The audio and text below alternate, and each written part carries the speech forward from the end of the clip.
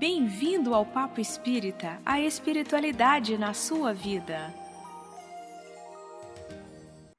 Olá a todos! Mês de maio, mês das mães, e o Papo Espírita quer deixar aqui também a sua homenagem a todas nós que somos mães, através desse bate-papo, onde nós vamos contar a história de Maria Santíssima, Mãe de Jesus. Então, temos no nosso estúdio Thelma Alves, Miriam hoje não está conosco, e a nossa convidada, Regina Borges, que é palestrante da Comunhão. Bem-vinda, Regina. Olá, minhas irmãs. Muito obrigada pelo acolhimento. Eu estou muito feliz, tá? E muito honrada de participar com vocês desse momento. Nós vamos fazer uma reflexão acerca do Evangelho de Jesus, dessa doutrina tão maravilhosa, tão esclarecedora que é a doutrina espírita.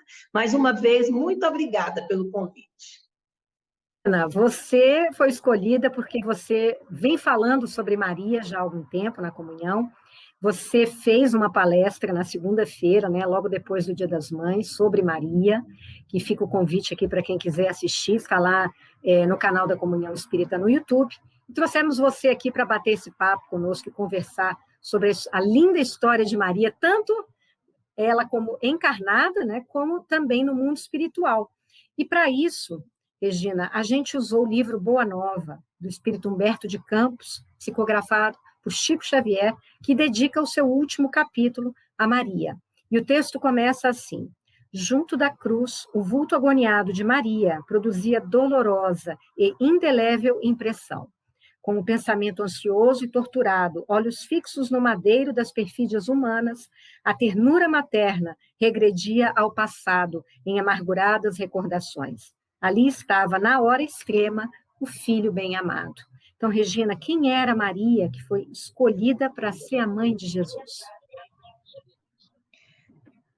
Conforme diz o próprio Allan Kardec, Maria, é claro, que não era um espírito da envergadura de Jesus, um espírito perfeito como Jesus, mas era portadora de inúmeras virtudes. Era uma pessoa muito humilde, abnegada, resignada, com uma capacidade imensa de amar, de perdoar, de servir. E essa mulher foi cuidadosamente escolhida no plano espiritual para gerar aquele que viria para ser o nosso modelo e guia. Porque foi esse o papel de Jesus. Quando nós vamos lá na questão 625 do Livro dos Espíritos, quando é perguntado para os representantes do Espírito da Verdade, qual o ser mais perfeito enviado à Terra para ser o seu modelo e guia? E eles, de forma muito objetiva, direta, eles respondem: Jesus. Então, é evidente que a mulher que geraria o corpo, a vestimenta carnal, que abrigaria este espírito tão perfeito, tinha que ser também uma mulher muito especial. E Maria foi, dizem que atrás de todo grande homem há uma grande mulher, né? Maria foi, na verdade, a grande mulher na retaguarda de Jesus. Ela foi o instrumento, como está nas próprias escrituras sagradas, para que o verbo se fizesse carne. E Maria sempre retratou ser uma mulher extremamente humilde, sensata, sensível, haja vista a própria forma como ela foi anunciada, como a sua maternidade iminente foi anunciada pelo anjo Gabriel. Porque o anjo Gabriel, quando chega a Maria, ele diz: Ave Maria, que Ave Maria significa salve Maria. E ele diz: tu és cheia de graça, o Senhor é convosco. Bendita sois vós entre todas as mulheres. E Maria, naquele momento, ela não indaga, ela não questiona. Imagina se fosse uma de nós, né? Certamente a gente diria: não sei o que está acontecendo. Eu nem te conheço, que conversa é essa? Né? Mas ela apenas se coloca para o anjo Gabriel, dizendo: eis aqui a serva do Senhor, cumpra-se em mim a tua palavra. Eu acredito que naquele momento veio a memória espiritual de Maria, a lembrança da missão para a qual ela havia sido escolhida ao encarnar neste planeta. E ela aceita com toda humildade, com toda resignação, ela se coloca de forma plena. Na linguagem coloquial e atual, é como se ela dissesse ao anjo Gabriel: tô pronta, tamo junto, tô nessa, né? E várias vezes, em passagens evangélicas, nós temos a oportunidade de sentir esse espírito humilde, abnegado, sereno que era Maria. Há um registro de que ela vai visitar a sua prima Isabel, que também estava grávida de João, que é o precursor de Jesus, né? E quando ela chega, que ela saúda Isabel, Isabel olha para ela e diz: bendito é o fruto que tu trazes no teu ventre, bendita és tu dentre todas as mulheres. Então, era mais um sinal de que Maria trazia em seu ventre esse ser tão especial. Porque todos nós, quem é mãe, ou mesmo quem não é mãe, mas que entende esse mecanismo da maternidade, sabe o vínculo que se estabelece entre o feto e entre a genitora, né? Essa vibração, essa energia, essa troca de sentimentos, de emoções. Então, Maria realmente foi escolhida de forma muito cuidadosa, porque a sua missão era divina, era sublime. Ela traria ao mundo aquele que causaria uma revolução em termos de valores éticos, morais, religião, política, costumes, cultura. Então, Maria era esta mulher que tão lindamente foi escolhida para essa missão tão nobre. E que fortaleza, né, que a vida dela vai se mostrar. Eu queria passar para a Thelma, que foi quem nos inspirou nesse programa, né, Thelma? Isso, foi mesmo. Mês, né, de maio, mês das mães, que a gente lembra. Geralmente as pessoas lembram muito Maria, né? Então, eu acho que é tão importante a gente colocar ela em todos os nossos momentos. E eu queria, assim, fazer essa colocação aqui desde cedo, né? Maria, ela se acostumou com a bondade de Jesus, né? E levava ladrões para a casa dele, curava paralíticos, cegos, e convivia com todo tipo de doentes, né? E Maria, ela falava assim: faça-se na escrava vontade do Senhor. Aí, o que você pode nos contar sobre como era essa vida de Maria, mãe de Jesus? O cotidiano de Maria é semelhante a qualquer mulher daquela época, de uma família sem muito poder aquisitivo, vivia numa cidade minúscula, né, que era a cidade de Nazaré.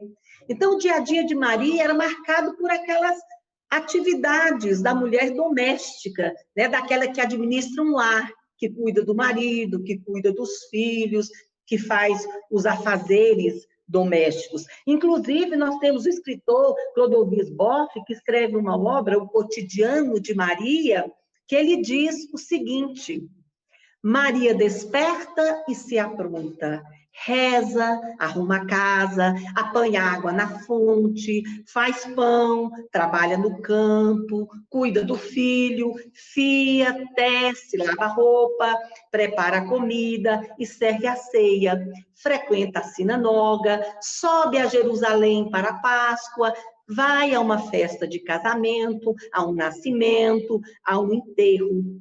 Então, isso nos confirma que, mais uma vez, no que tange às ocupações de Maria, suas atividades diárias era semelhante à vida de qualquer mulher da época.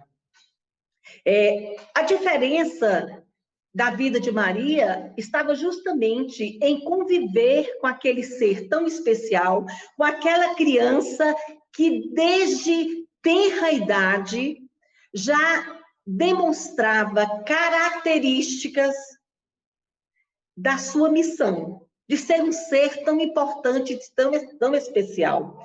Porque Jesus sempre agiu de forma diferenciada, até mesmo na infância. Enquanto outras crianças brincavam na rua, né, com as mais variadas brincadeiras, Jesus encontrava as pessoas que ele passavam, dialogava com elas, se percebesse que a pessoa estava triste, que estava preocupada, ele conversava, tinha sempre uma palavra carinhosa, levava a pessoa para dentro de casa, servia água fresca, apresentava, levava a carpintaria de José, apresentava a José, servia algum alimento se a pessoa estivesse com fome. Então, ele sempre teve esse comportamento especial. E a diferença de Maria foi justamente se adaptar, né, a essa vivência, a ter o papel de mãe, né, esse exercício de amor que é a maternidade, mas, ao mesmo tempo, de um ser espiritualmente tão evoluído. E também, o que mais chama atenção, né, Regina, em toda a história de Maria, realmente nos 3 últimos anos, né, das pregações de Jesus, e a presença dele lá no Calvário, né, a questão de todo aquele sofrimento que ela e algumas outras Marias, né, também assistem. Humberto de Campos narra esses padecimentos de Maria durante o Calvário de Jesus. Ele diz o seguinte: de alma angustiada, notou que Jesus atingira o último limite dos padecimentos inenarráveis. Alguns dos populares mais exaltados multiplicavam as pancadas, enquanto as lanças riscavam o ar em ameaças audaciosas e sinistras. Ironias mordazes eram proferidas a esmo de ir lacerando-lhe a alma sensível e afetuosa. Então, se a gente se coloca no lugar de Maria, nesse momento, nós todas que somos mães, né, a gente não consegue nem imaginar o que foi esse momento para ela. Então, eu queria te perguntar, como Maria se preparou para viver essa história que culminaria de forma tão horripilante, né? E o que aconteceu com ela após o desencarne de Jesus? Eu acredito que essas dores, essas provações pelas quais Maria passaria diante dessa missão tão grandiosa, que era ser a mãe do nosso modelo e guia, isso se desenhava para ela o tempo todo. Inclusive, há um episódio muito interessante que está lá no capítulo 2 do Evangelho de Lucas, que conta que Maria e José foram levar Jesus para fazer a circuncisão, que naquela época todas as crianças tinham que passar por este procedimento. E estava lá naquele momento um senhor já idoso, de nome Simeão. E esse senhor ficou assim magnetizado pela energia que emanava daquela criança. Ficou encantado. E ele pede a Maria que o deixe segurar um pouco aquele bebê. E ela não hesita em fazer isso, porque eu acho que Maria desde sempre teve a consciência de que Jesus não havia nascido para o deleite apenas da família, mas para o deleite e regozijo da humanidade. Então, ela tinha essa consciência, ela não tinha esse apego, esse ciúme, ela deixava qualquer pessoa que quisesse se aproximar de Jesus, desde muito bebezinho, pegar, acarinhar aquele bebê. Então, ela entrega ao velho Simeão aquela criança. E quando o velho Simeão pega aquela criança, encantado, ele olha para o céu e diz: agora, Senhor, eu já posso ir em paz, pois eu tenho nos braços aquele que será a salvação, a luz que iluminará as nações, para a glória do povo de Israel. Mas naquele momento ele olha para Maria e diz: uma espada de dor trespassará a sua alma. E aí, nós temos nos registros que quando Jesus foi crucificado, inclusive no dia que ele foi crucificado, Maria já havia acordado com aquele sentimento, com o coração apertado. Ela estava tão triste, uma sensação de que alguma coisa dolorosa aconteceria ao seu filho. E aí ela ouve batidas na porta. Quando ela vai atender a João, e João desesperado, ele dizia: prenderam Jesus. Imediatamente, ela pergunta para João: João, mas sob que alegação prenderam meu filho? E João diz: eles o acusam de insurreição, de fazer balbúrdia, desestabilizar, né, as pessoas. Ele é acusado de tantas coisas, mãe. Aí ela diz para João: ô João, me leva até meu filho. E João insistiu, ele queria tirar dela aquela ideia, porque eu acho que ele já imaginava todo aquele suplício pelo qual Jesus passaria, o que estava reservado para Jesus. Mas ele não consegue. Naquele momento, Maria só ouve a voz do coração. Ela pega um chale, um lenço, joga na cabeça e sai. E ela acompanha Jesus durante todo aquele martírio no caminho do Gólgota. Em determinado momento, ele cai. E ela deseja ajudá-lo a se levantar, mas é impedida. Imaginem vocês a dor que essa mulher sentiu. Nós que somos mães aqui na terra, né? Amamos tanto os nossos filhos, queremos sempre preservá-los das dores. Temos todas as condições de ajudar, de participar da vida deles, de estar presente em todos os momentos. Nós sofremos tanto quando não conseguimos impedir as suas dores. Imagino que essa mãe passou, porque nem um copo d'água ela podia servir ao seu filho amado. E ali, ao pé da cruz,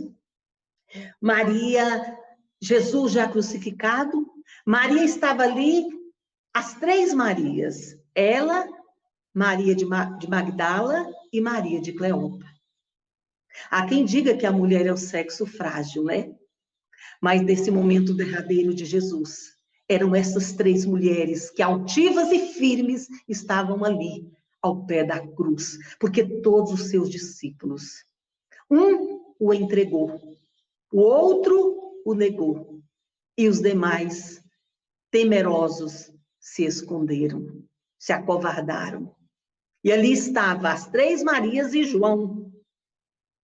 Em determinado momento, João se aproxima de Maria, e ela ali com o olhar preso em Jesus, perguntando aos céus: por que, meu Deus, por que tanta dor?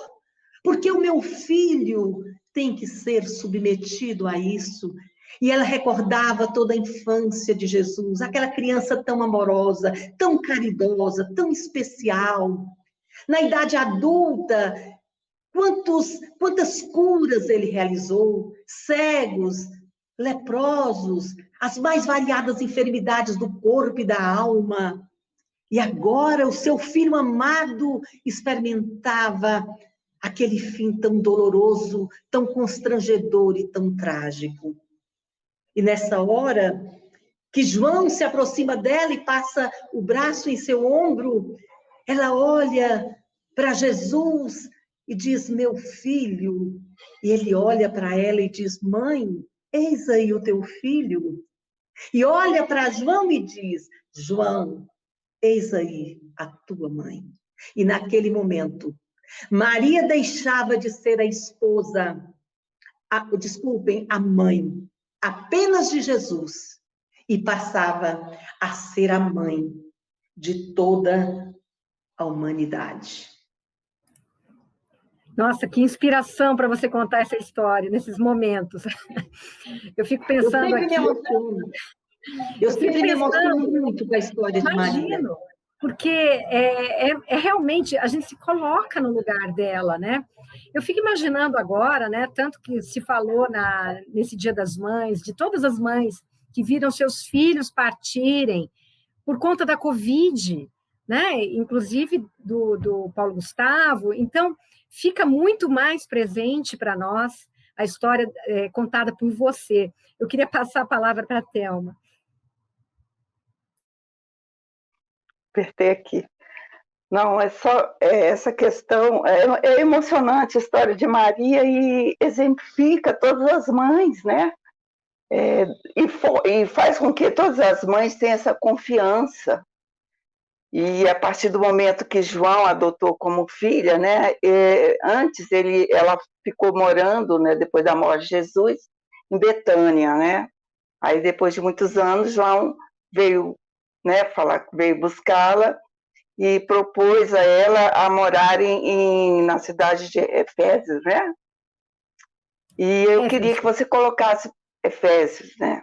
E eu queria que você colocasse para a gente, quando a Maria mudou para esta casa, e lá passou a ser chamada Casa da Santíssima. Aí eu queria que você colocasse, abordasse essa história aqui tão linda para a gente. Olha, é bom deixar claro que este rótulo, este adjetivo de Maria Santíssima, não é atribuído a nenhuma religião específica. Este rótulo, esse adjetivo para Maria foi dado por um leproso. Depois que ela sarou as suas feridas, que cuidou dele com tanto zelo, no gesto de gratidão, ele beija as suas mãos e ele diz: tu és a mãe do Mestre Jesus, és, portanto, a nossa Mãe Santíssima. Então, foi este leproso que deu a Maria este tratamento. Bom, mas falando do que aconteceu com Maria depois, né, da morte de Jesus, da morte física de Jesus. Ela fica ali, no primeiro momento, com alguns familiares, né, vivendo luto, e João, ele se muda, ele vai embora, ele vai para Éfeso, ele fixa a residência lá, e depois de algum tempo ele retorna para buscar Maria, né, consciente como é que eu vou dizer, da responsabilidade que Jesus havia atribuído a ele, quando ele falou que Jesus ele era o filho agora de Maria. Então ele volta e vai buscar Maria, e os dois fixam residências lá. Em pouco tempo, a casa da Maria Santíssima e de João passa a ser reduto onde eles recebiam pessoas sofredoras das mais diversas enfermidades. Enfermidades do corpo, enfermidades da alma, às vezes estas muito mais difíceis de serem tratadas, né, do que as doenças do corpo físico, e ali eles acolhiam quem vinha ao encontro deles, levavam uma palavra de consolo, de conforto. Se a pessoa estava doente fisicamente, Maria tratava da enfermidade. Eles, todos os dias, a casa deles era frequentada. João, durante o dia, trabalhava na cidade, em Éfeso. Ele ia para Lida. E Maria ficava ali, recebia todos aqueles que a procuravam. E à noite, diz que as reuniões eram maravilhosas, porque ali eles sentavam, imagina vocês, um lugar, um cenário bucólico, em contato com a natureza, e diz que eles ali se sentavam, e era aquela conversa, aquele diálogo edificante, onde João relembrava a experiência de ter vivido ao lado do Mestre Jesus, e Maria recordava a beleza, a grandeza, a sua felicidade de ter sido a genitora daquele que veio para ser o salvador da humanidade. Então, eram momentos muito interessantes. Regina, a gente queria mostrar para você um pequeno vídeo que a Miriam gravou para nós, que não pôde participar, mas ela queria compartilhar conosco a visita que ela fez à casa de Maria, né? As ruínas, parece que lá tem ruínas e foi construído alguma coisa no lugar onde morou Maria. Parece que o seu marido também já esteve lá, né? Você me comentou, mas eu queria chamar esse vídeo dessa história da Miriam. Oi, Ana Cristina, Thelma, Regina e a vocês que assistem o Papo Espírita dessa noite sobre Maria. É com grande prazer que eu venho compartilhar uma visita ímpar que eu fiz aos arredores da cidade de Éfeso, na Turquia, onde se encontra a casa da Virgem Maria. Essa casa é uma construção de pedras pequena, como se fosse um caixotinho de pedra quadradinho, que foi construída no século XIII, sobre as ruínas que foram descobertas antes do século I. Essa casa é tão pequena que quando nós vamos visitá-la, nós temos que fazer fila, formar filas para visitar o seu interior. Quando a gente sai da casa, nós vamos encontrar uma fonte de água. Essa fonte de água, como ali é um santuário católico e muçulmano, a água é dita água benta, então pessoas enchem as garrafinhas de água para levarem. E mais adiante, nós vamos encontrar um muro cheio de papéis grudados, e papéis com certeza cheios de pedidos e agradecimentos à Virgem Maria. No caminho que a gente faz do estacionamento até a casa, é um local lindo, cheio de árvores, pássaros cantando, e no dia que nós fomos visitar, tinha tanto sol e a gente via aqueles raios de sol atravessando as copas das árvores.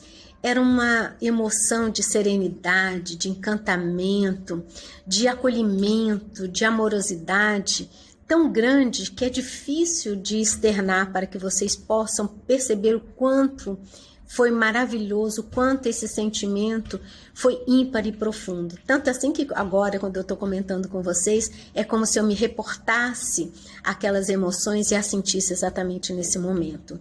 Ímpar, maravilhoso. É um sentimento de completude, de plenitude, que eu não sei explicar. Mas o interessante atrás de tudo isso é a história que nos leva a conhecer a descoberta da Casa de Maria. Essa descoberta está aqui nesse livro que eu trouxe de lá, e aqui ele vai contar que as ruínas foram descobertas por meio das visões de uma freira, Ana Catarina Emerec, que faleceu em 1824 e que tinha visões da vida de Maria e da vida de Jesus. As visões e as conversas de Ana Catarina foram registradas por um poeta do romantismo alemão, Clemens Brentano, e em 1842 foi publicado um livro sobre essas anotações intitulado A Vida da Virgem Maria, segundo as revelações de Ana Catarina Emerec. Lá, no último capítulo, Ana Catarina conta das visões que tinha da vida de Maria, juntamente com João, nesse local, e estava extremamente bem referenciado onde se encontrava essa casa, nos arredores de Éfeso.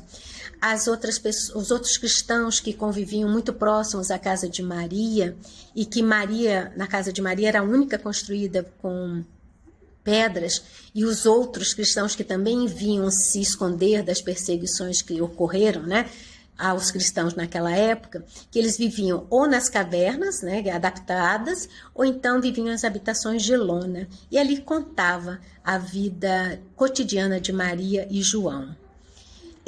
Essas referências só vieram novamente a ser comentadas em 1891, quando uma freira ouviu na cidade de Esmirna, também na Turquia, ouviu comentarem da existência da casa da Virgem Maria, onde ela havia vivido até sua morte com João, nos arredores de Éfeso.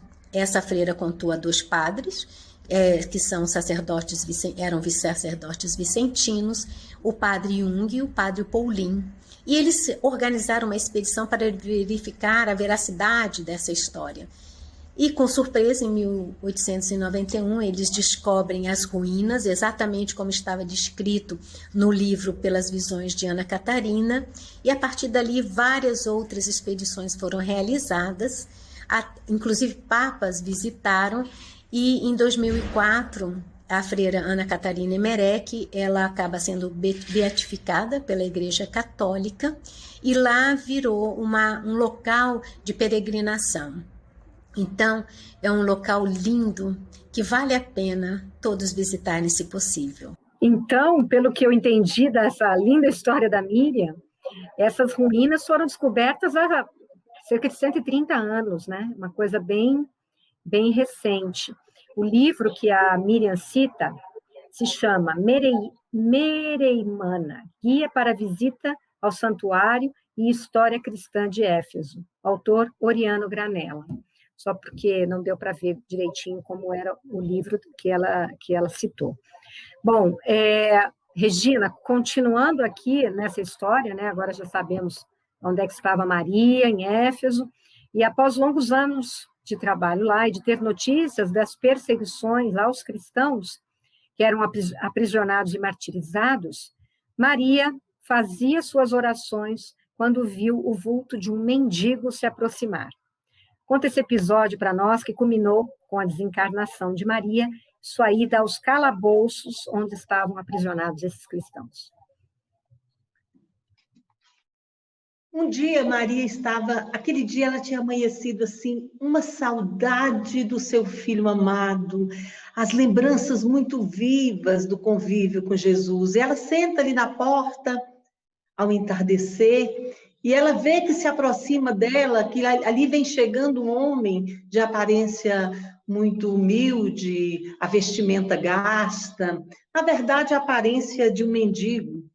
E ela o recebe carinhosamente, como sempre fazia com todos que a procuravam, manda que ele adentre a sua casa e começa a conversar. Ele fala com ela das bem-aventuranças, fala do que aguarda depois daqueles que sabem transportar as suas cruzes com humildade, com resignação e com fé.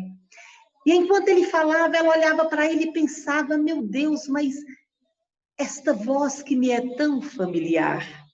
E ela sentia que aquele homem trazia para ela uma paz indefinível. Ele não tinha vindo buscar conforto, consolo, ele tinha vindo trazer para ela. E em determinado momento, ele fala assim para ela, minha mãe, eu vim te fazer companhia, e eu quero a tua bênção. E naquele momento, Maria olha para aquele homem, quando, no meio da conversa, ele estende as mãos para ela e fala, mãe, me dê um abraço.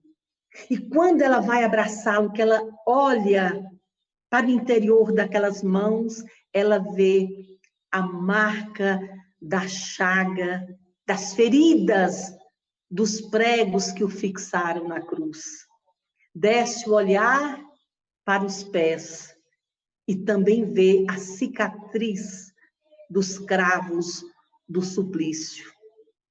Ela vai na sua vestimenta, afasta, quando olha, ela percebe também a cicatriz da flecha derradeira. Naquele momento, ela reconhece que está diante do seu filho e ela tem um ímpeto de se ajoelhar aos seus pés, mas ele não permite. É ele que, com halo de luz, se ajoelha aos pés dela e diz, sim, minha mãe, sou eu, o teu filho. E eu venho em nome do meu Pai para buscar-te, para que tu sejas, no meu reino, a rainha dos anjos. E naquela hora Maria se dá conta que realmente estava diante do teu filho. Fica tomada de emoção. E a partir daquele dia, Maria não mais se levanta. O seu corpo físico prostra e o seu espírito começa a ser preparado para que ela siga ao encontro das instâncias celestiais, onde habitam os espíritos da envergadura, de Maria. Mas quando a equipe de espíritos de luz vem buscá-la, ela diz: eu gostaria de ver mais uma vez toda essa região onde eu vivi e onde o meu filho lindamente cumpriu a sua missão. E aí ela plana ali por aquela região, pelo Mar da Galileia, Tiberíades, Nazaré. E quando os espíritos de luz falam: vamos, Maria, chegou a nossa hora, ela diz: não, eu preciso ir a Roma. Eu sei dos meus filhos que sofrem nos calabouços, aguardando o testemunho derradeiro. Estes que são vítimas da insanidade humana. E eu preciso abraçá-los antes de partir. E ela vai aos calabouços. E centenas de cristãos aguardavam ali o momento do testemunho final. E ela abraça cada um deles, afaga e sussurra no ouvido: tenha fé, tenha coragem, porque com Jesus o fardo é leve e o jugo é suave. E no meio daquele grupo de pessoas, ela visualiza uma jovem esquelética, de rosto macilento. E ela chega nessa jovem, abraça e diz: canta, minha filha, canta, para que as dores da terra sejam convertidas em glórias no céu. E aquela jovem, sem entender por quê, uma força, experimenta uma paz indefinível, uma fé, uma esperança e até uma certa alegria. E ela começa a entonar cantos de júbilos, hosana nas alturas, exaltando o nome de Deus, nosso Pai, do próprio Jesus, e é acompanhada por aquela multidão. Feito isso, Maria parte. E até hoje, no plano espiritual, Maria é nossa mãe. Mãe que acolhe, mãe que ampara. Mãe que, quando nós não estamos conseguindo sorver o cálice da dor, ela intercede por nós junto a Jesus. E pede que Ele faça a transformação em nossas vidas, como ela fez nas bodas de Caná, quando Ele realizou o seu primeiro milagre. No plano espiritual, Maria tem o hospital, coordena o hospital de Maria de Nazaré, onde ela acolhe, ampara, cuida dos nossos irmãos que fraquejaram no trajeto da vida como encarnados. Aqueles que não conseguiram transportar o peso das suas cruzes. E saíram da vida pelas portas do suicídio. Quem tiver um irmão, um amigo, um parente que fraquejou, que tirou a própria vida física, entregue-o aos servos de Maria, porque ela acolhe. Maria é nossa mãe. Mãe de evangélicos, mãe de budistas, mãe de católicos, mãe de espíritas, mãe de ateus. Busquemos sempre a presença doce, amorosa, cuidadosa de Maria, Maria Santíssima, nossa mãe. É lindo ver você contando, Regina. Parece que você presenciou tudo isso. Parece que você conhece por ter visto.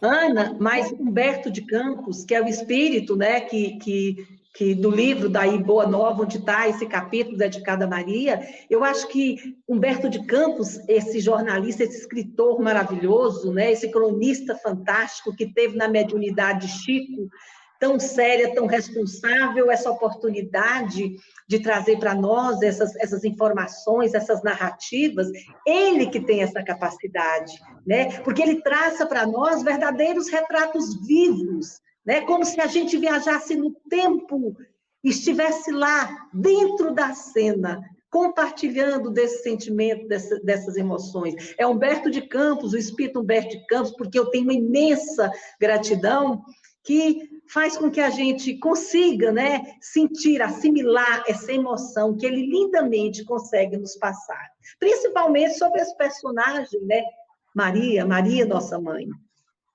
esse capítulo de Maria que eu li para conhecer também, não tinha lido esse capítulo, né? Eu já tinha lido outros, mas fui reler o Boa Nova, e esse momento que você descreveu, né, que ela desencarna e pede para ir a Roma, lá nos calabouços, e eu tinha acabado de reler há 2000 anos, que eu li quando eu era menina, quando eu tinha acho que uns 18 anos, e eu decidi reler agora, e aquela cena dela nos calabouços, auxiliando aquelas pessoas que iam para as feras, né, que iam ser martirizadas, que foram martirizadas, eu fico imaginando a emoção daquilo, porque eles entravam cantando, né, e eram atirados às feras e sofriam todo tipo de atrocidade ali naquele circo romano. Então, dá para a gente entender que como ela se doou para Jesus e como ela se doou também e vem se doando até hoje para todos esses necessitados, principalmente que a gente sabe que é ela quem cuida, ela e suas falanges, né, que cuidam também desses irmãos que tiram a própria vida e que se encontram em dificuldades no espiritual e são amplamente amparados por todos esses que trabalham com ela, né? Para finalizar... E também, só um pouquinho de observação, nesse momento tão doloroso que nós estamos vivendo, quantas mães têm assistido ao retorno dos seus filhos, ainda jovens, né? Retornando à pátria espiritual. Quanta dor essas mães experimentam, né? Então, que elas possam, nesse momento tão doloroso, porque eu creio que não há dor maior do que a despedida de um filho que retorna na grande viagem, né? Então, que essas mães recorram a Maria, porque Maria está atenta a essa dor que a humanidade atravessa nesse momento. Exatamente. É verdade. Eu queria até lembrar, Ana, aquele episódio que aconteceu, né, numa cidade de Santa Catarina, que aquelas crianças, né, que passaram por aquele processo de morte, inclusive tem um ainda está na UTI, então se imagina a mãe de cada um, né, sentir todo esse processo de dor e sofrimento não é fácil, não é fácil. Então, assim, saber que podem contar, dedica. né, saber que podem contar, ter essa certeza, né, de que podem contar com Maria no plano espiritual, não importa de que religião seja, como a Regina mesmo falou, traz um alento muito grande, porque ela presenciou as maiores dores que uma mãe pode sentir. E sem a necessidade, né? Porque a gente sabe que Jesus é um espírito puro e que ele veio passar por tudo isso que ele passou apenas por nós, para deixar essa mensagem que ele deixou para nós. Estamos aqui falando sobre ele, né? Para finalizar, Regina, você tem uma poesia com a qual você costuma encerrar as suas palestras sobre Maria. Vou pedir que você declame aqui, mas antes eu vou encerrar o programa, porque eu quero deixar a gente com as suas palavras. Então, para todos vocês que estiveram conosco, que nos assistiram, que vocês possam ter aprendido um pouquinho mais, que vocês possam ter sido tocados por essa mensagem tão bonita da vida de Maria, trazida lindamente por você, Regina. Muito obrigada por você ter aceitado esse nosso convite, Thelma também. Nosso programa vai ao ar todas as quintas-feiras, às 19 horas, no canal da Comunhão Espírita no YouTube. Te convidamos a se inscrever no nosso canal. A palavra está com você, Regina. Antes de falar o poema, eu que agradeço pela oportunidade. Bom, este poema, ele está lá na obra Parnaso de Além-Túmulo, que é a primeira obra psicografada por Chico Xavier, né? É uma antologia poética, e o espírito do poeta Amaral Ornelas traz para Chico um poema que se chama Ave Maria, e ele diz: Ave Maria, Senhora, do amor que ampara e redime. Ai do mundo, se não fora vossa missão sublime. Cheia de graça e de bondade, é por vós que conhecemos a eterna revelação da vida em seus dons supremos. O Senhor sempre é convosco, mensageira da ternura, providência dos que choram na sombra das desventuras. Bendita sois vós, ó Rainha, estrela da humanidade, rosa mística da fé, lírio puro da bondade. Entre as mulheres sois vós, a mãe das mães desvalidas, nossa porta de esperança, anjo bom de nossas vidas. Bendito é o fruto imortal da vossa missão de luz, desde a paz na manjedoura, as dores além da cruz. Que assim seja para sempre, ó divina, soberana, refúgio dos que padecem nas dores da luta humana.